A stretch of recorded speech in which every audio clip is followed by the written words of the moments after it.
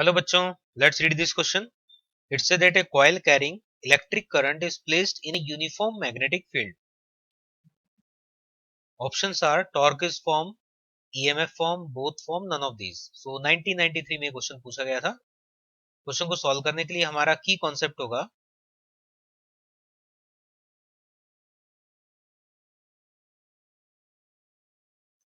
कि अगर एक करंट कैरिंग लूप में,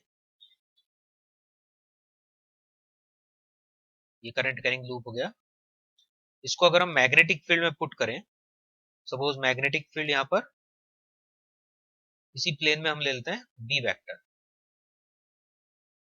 मैग्नेटिक फील्ड में हमने पुट कर दिया.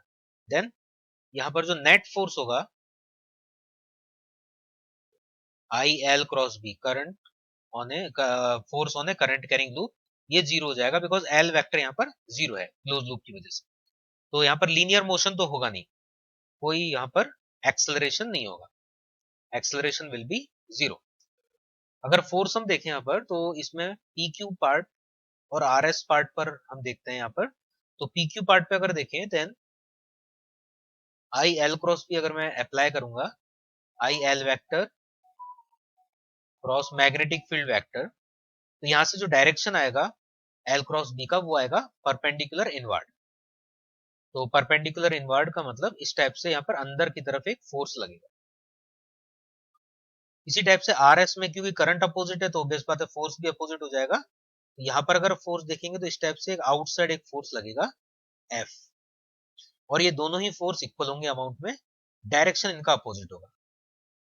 आर एस के लिए भी अगर हम स्टेप से सॉल्व करेंगे तो हम देख रहे हैं यहाँ पर कि मैग्नीट्यूड तो क्योंकि लेंथ सेम है यहाँ पर पी क्यू और आर एस का, मैग्नेटिक फील्ड बी भी सेम है, length same, magnetic field same, current same, इसका मतलब दोनों का अमाउंट सेम है. तो हम लिख सकते हैं force on P Q and R S has the same magnitude, इसको हम एफ लिख देंगे.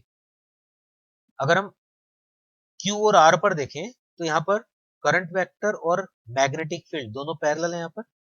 तो एल वेक्टर मैग्नेटिक फील्ड दोनों अगर पैरेलल है तो मैग्नेटिक फोर्स जीरो हो जाएगा. सिमिलरली पी और एस पर भी मैग्नेटिक फोर्स जीरो हो जाएगा. तो force on P S and magnetic force and Q R will be zero.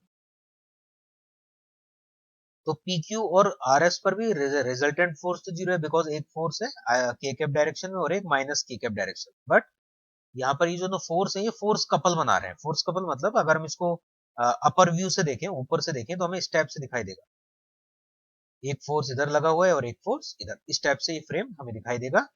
और सपोज हम ऊपर से देख रहे हैं तो क्यू आर वायर हमें दिखाई देगा और पी एस वायर इसके नीचे हाइड हो जाएगा. तो ये दो फोर्स होंगे और ये दोनों फोर्स के बीच में जो गैप है उससे यहाँ पर एक फोर्स कपल स्टेब्लिश हो जाएगा और टॉर्क भी हम निकाल सकते हैं जो हो जाएगा एफ इंटू एल.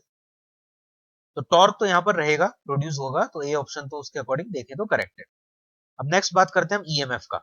तो according to Faraday law EMF induce होता है minus rate of change of flux, और फ्लक्स में चेंज तब होता है जब मैग्नेटिक फील्ड या एरिया में कोई चेंज हो या एंगल में कोई चेंज हो, मतलब हम रोटेट करें मैग्नेटिक फील्ड के अंदर. तो क्वेश्चन में यहाँ पर बोला हुआ है कि प्लेस किया हुआ है, मतलब एंगल तो कोई चेंज हो नहीं रहा, मैग्नेटिक फील्ड भी चेंज नहीं हो रहा बिकॉज ये भी यूनिफॉर्म है.